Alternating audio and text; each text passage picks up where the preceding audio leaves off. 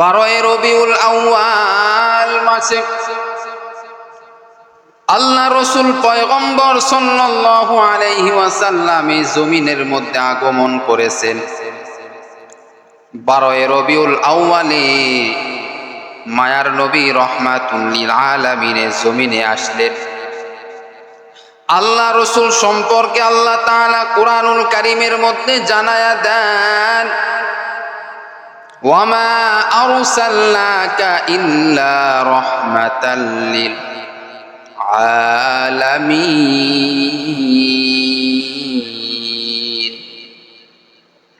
ই কালামে জিন্দা কুরআনে হাকিম, হিকমতে উলা ইয়াজালাস্তু কদিম, জামিউল ইলমি ফিল কুরআনে হাকিম, তাকাসরাত হুয়া ফাহামু রিজালি বখা কুরআন, কালামুল্লাহ বাশুনু কদিমাস্তি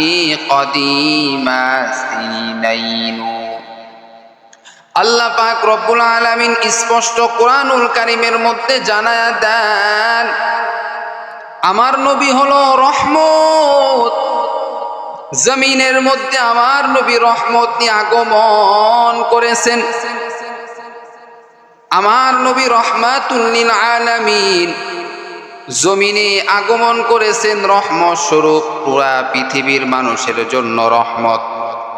শুধু মানুষের জন্য রহমত এমন নয়, বরং মায়ার নবী রাহমাতুল লিল আলামিন গাছের জন্য হলো রহমত। আল্লাহ রসুল মাছের জন্য হলো রহমত। আল্লাহ রসুল পশু পাখিদের জন্য রহমত। আল্লাহ রসুল মুসলমানদের জন্য রহমত, হিন্দুদের জন্য নবীজি রহমত। আল্লাহ রসুল বৌদ্ধদের জন্য রহমত। আল্লাহ রসুল খ্রিস্টানদের জন্য রহমত। সকলের জন্য নবী রহমত।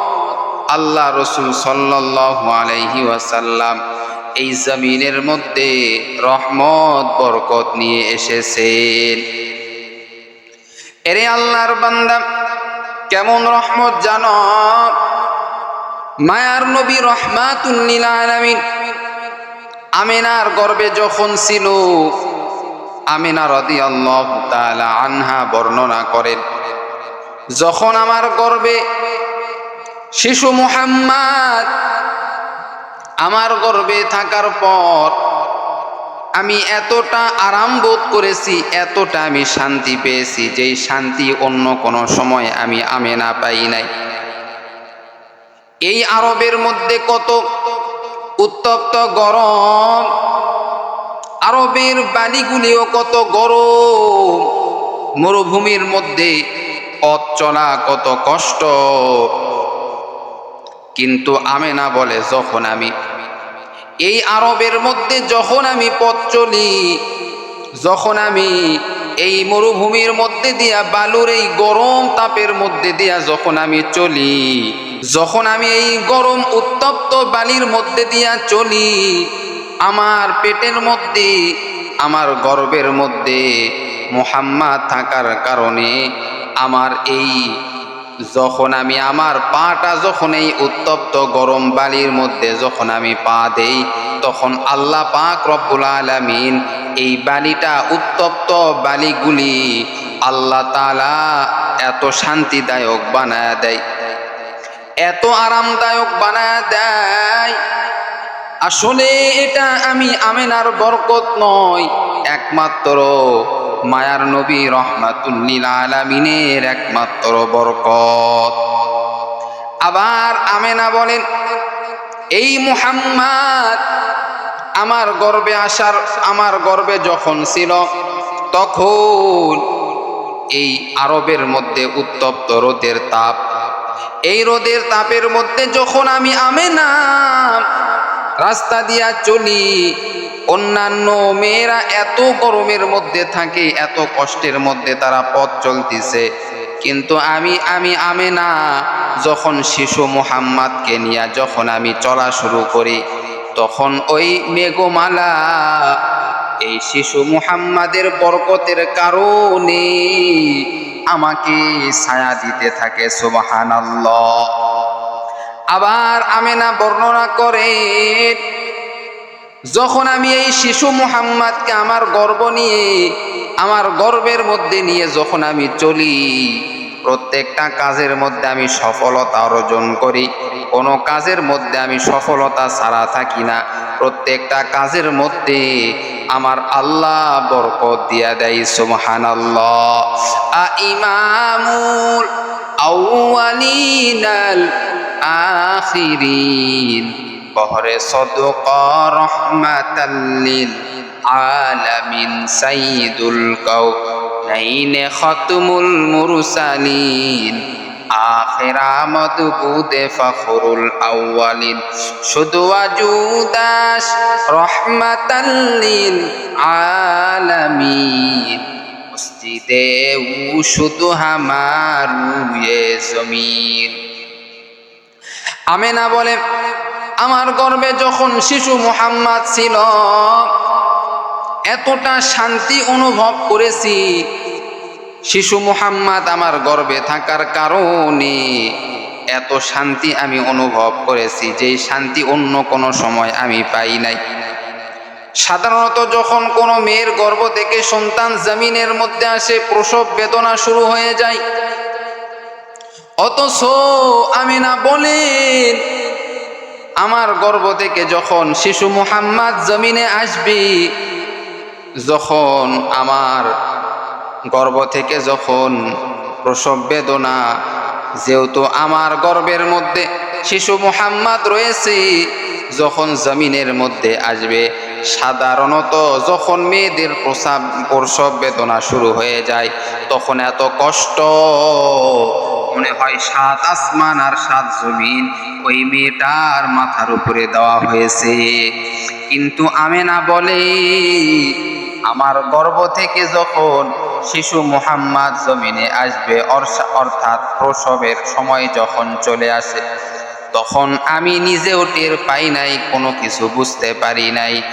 আল্লাহর রহমত আর বরকতে মায়ার নবী রহমাতুল লিল আলামিন এই জমিনের মধ্যে চলে এসেছেন। ওই আমেনার পেটের মধ্যে কোনো ব্যথা শুরু হয় নাই, কোনো প্রসব বেদনা শুরু হয় নাই। আল্লাহ পাক রব্বুল আলামিন আমার নবীকে দুনিয়াতে পাঠানোর পর, যখন নবীজির বয়স যখন একটু যুবক বয়স হয়ে গেল, ওই সময় আরবের সুন্দরী মেয়েরা পর্যন্ত নবীজির দিকে তাকায়া থাকতো, আল্লাহ রসুলের দিকে তাকায়া থাকতো।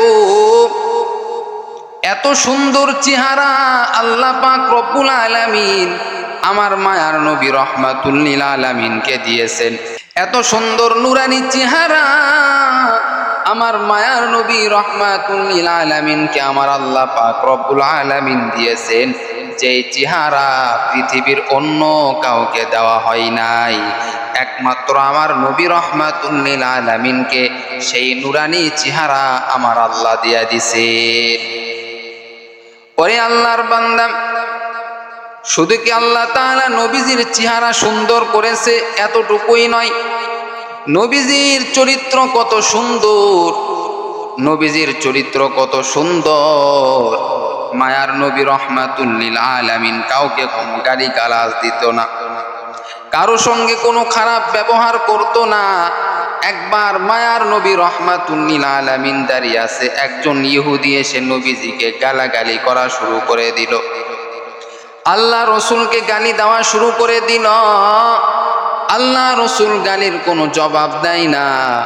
এইবার ওমরের মাথা গরম হয়ে গেছে, ওমর ওখানে দাঁড়িয়ে আছে।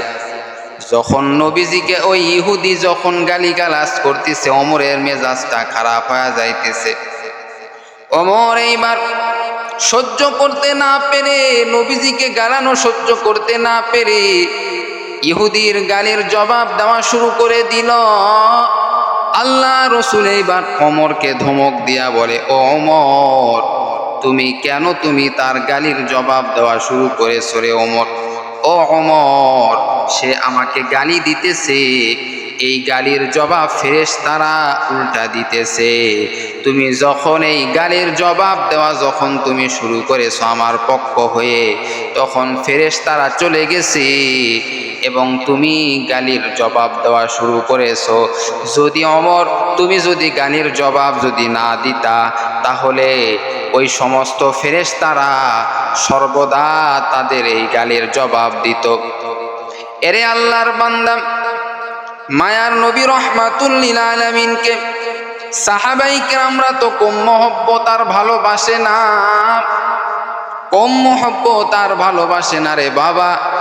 সাহাবায়ে কেরামরা নিজের জীবন দেওয়ার জন্য প্রস্তুত, কিন্তু নবীকে কষ্ট কখনো পাইতে দিবে না। নবীকে কখনো ওই সাহাবায়ে কেরামরা কোনোদিন কষ্ট পেতে দিবে না। যেই নবী রহমাতুল লিল আলামিন, যেই নবীর শরীর মোবারক থেকে মেশকের ঘ্রাণ পাওয়া যায়, সুবহানাল্লাহ। যেই নবী রাস্তা দিয়ে গেলে গাছের তরুলতা নবীজিকে ছায়া দেয়, নবীজির প্রতি দরুদ পড়তে থাকে।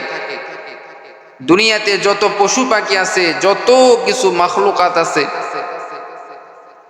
সব মাখলুকাত নবীজির প্রতি দরুদ পড়ে, সুবহানাল্লাহ। অথচ আমরা মানুষ অলসতা করে, অবহেলা করে, শয়তানের প্ররোচনায় পড়ে, ধোকায় পড়ে আমরা নবীজির প্রতি দরুদ পড়ি না, নবীজির প্রতি দরুদ পড়ি না। অথচ নবীজি বলেন, যে ব্যক্তি দরুদ পড়বে বেশি বেশি তার মৃত্যু হবে ঈমানি মৃত্যু, সুবহানাল্লাহ। নবীজির প্রতি আমরা দরুদ পড়তে চাই না, অথচ সাহাবায়ে কেরামরা সর্বদা রসুলের প্রতি, নবীর প্রতি দরুদ পাঠ করতেন, সুবহানাল্লাহ। মায়ার নবী রহমাতুল লিল আলামিন বেশি বেশি দরুদ পড়ার কথা বলেছেন। যেই বান্দা বেশি বেশি দরুদ শরীফ পাঠ করবে, নবীজি হাসরের ময়দানে তাকে একসঙ্গে জান্নাতে নিয়ে যাবে। কারণ আমার মায়ার নবী রহমাতুল লিল আলামিনকে আমার আল্লাহ পাক রব্বুল আলামিন সব থেকে বেশি মায়া করেন, দয়া করেন, মহব্বত করেন। যেই কারণে আমার আল্লাহ পাক রব্বুল আলামিন মায়ার নবীকে হাউজে কাউসার দান করেছে। ইন্না আ'তাইনাকাল কাউসার ফাসাল্লি লিরাব্বিকা ওয়ানহার ইন্না শানিআকা হুয়াল আবতার। আমার নবীকে আমার আল্লাহ পাক রব্বুল আলামিন হাউজে কাউসার দান করেছে।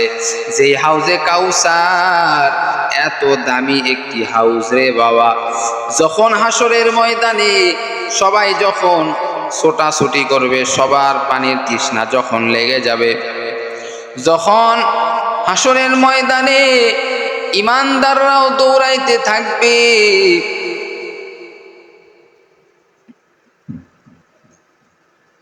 ইমানদাররাও দৌড়াইতে থাকবে, বেঈমানরাও দৌড়াইতে থাকবে, ওই দিন মায়ার নবী রহমাতুল লিল আলামিন তার খাঁটি উম্মতদেরকে আমার নবী চিনতে পারবেন, সুবহানাল্লাহ। যারা দুনিয়াতে বেশি বেশি দুরূদ শরীফ পাঠ করেছে, আল্লাহ রসুল তাকে চিনতে পারবেন। শুধু চিনতে পারবেন এমন নয়, আল্লাহ রসুল ওই হাসরের ময়দানে হাউজে কাউসারের পানি তোমাকে পান করায়া দিবে, এরপরে একই সঙ্গে জান্নাতে নিয়ে যাবে, সুবহানাল্লাহ। এরপরে জান্নাতে তোমাকে নিয়ে যাবে। আল্লাহ রসুল হাত ধরে ধরে তার খাঁটি উম্মতদেরকে জান্নাতে নিয়ে যাবে। সাহাবায়ে কেরামরা বললেন, ইয়া রাসূলুল্লাহ, ইয়া হাবিবাল্লাহ, এতগুলি মানুষ থাকবে, এতগুলি পশু পাখি থাকবে, এর মধ্যে আপনি আপনার খাঁটি উম্মতকে কেমনে চিনতে পারবেন? আপনি তাকে কেমনে চিনবেন, কেমনে চিনবেন?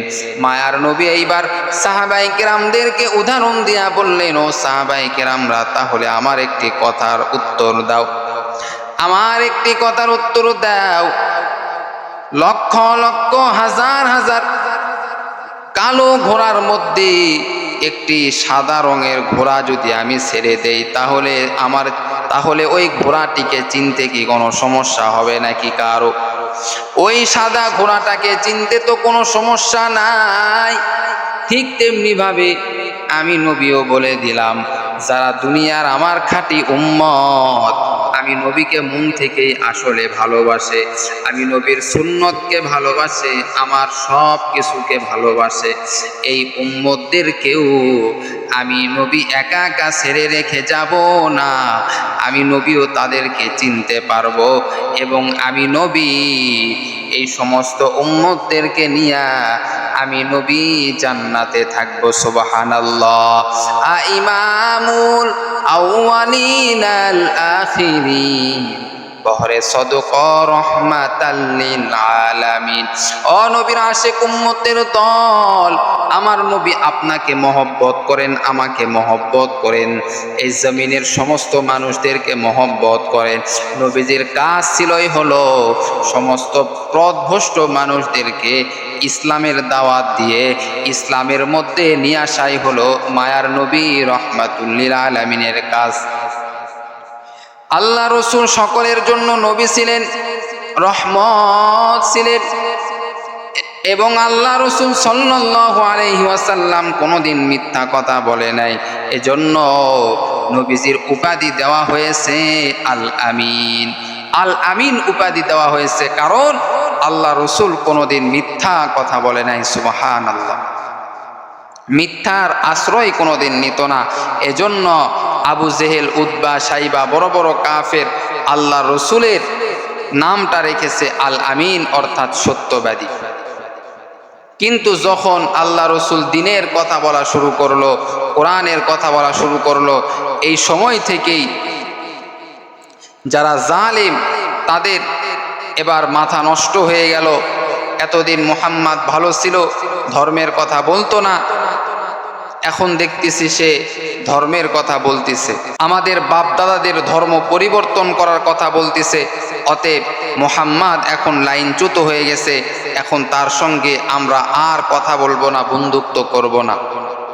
আল্লাহ রসুলকে আল্লাহ তাআলা জানা দিলেন, ও হাবিব, আপনি টেনশন করিবেন না, আপনি পেরেশান হইবেন না, আমি আল্লাহ আপনাকে নিজ কুদরতিভাবে সহযোগিতা করে আমি আল্লাহ বড় করে দিব। সুবহানাল্লাহ। আল্লাহ রসুলকে আল্লাহ পাক রব্বুল আলামিন অত্যন্ত দয়া করেন, মায়া করেন, মহব্বত করেন, ভালোবাসেন। প্রিয় ভাইরা, প্রিয় বোনেরা, আমি অনুরোধ করে বলবো, রবিউল আউয়াল মাসে আপনাকে বেশি বেশি নেক আমল করতে হবে। যে আমলটা হলো বেশি বেশি করতে হবে সেটি হলো আপনি রবিউল আউয়াল মাসে বেশি বেশি রোজা রাখবেন, নফল রোজা পালন করবেন। যখন আপনি নফল রোজা পালন করবেন, এই নফল রোজা আপনাকে জান্নাতে নিয়ে যাওয়ার জন্য সহযোগিতা করবে। আপনার নামাজ যদি একটু কমতি থাকে, রোজা যদি আপনার ঠিক থাকে, এই রোজাটা আল্লাহর কাছে বলিয়া আপনাকে জান্নাতে নিয়ে যাবে। সুবহানাল্লাহ। এজন্য রবিউল আউয়াল মাসে বেশি বেশি আমাদেরকে রোজা রাখতে হবে।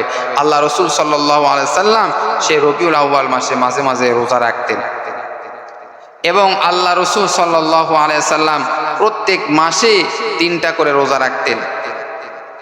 13, 14, 15 এই তারিখগুলিতে আল্লাহ রসুল সাল্লাল্লাহু আলাইহি সাল্লাম রোজা রাখতেন এবং সোমবার এবং বৃহস্পতিবারে রোজা রাখতেন। রোজার মাধ্যমে আল্লাহ রসুল সাল্লাল্লাহু আলাইহি সাল্লামের জীবন, আল্লাহ রসুল সাল্লাল্লাহু আলাইহি সাল্লামের জীবন যাপন করতে হবে। অর্থাৎ রোজার মাধ্যমে আল্লাহ রসুল সাল্লাল্লাহু আলাইহি সাল্লামকে ভালোবাসতে হবে। কারণ আপনি যখন রোজা রাখবেন, আল্লাহ আপনাকে ভালোবাসবে এবং আল্লাহ রসুলও আপনাকে ভালোবাসবে। সুবহানাল্লাহ। আল্লাহ পাক রব্বুল আলামিন আমাদের সকলকে রবিউল আউয়াল মাসে বেশি বেশি নফল রোজা, নফল নামাজ, আরও যতগুলি জিকির আজকার আছে, এই সবগুলি বেশি বেশি করার তৌফিক দান করুক। সকলেই বলি আমিন।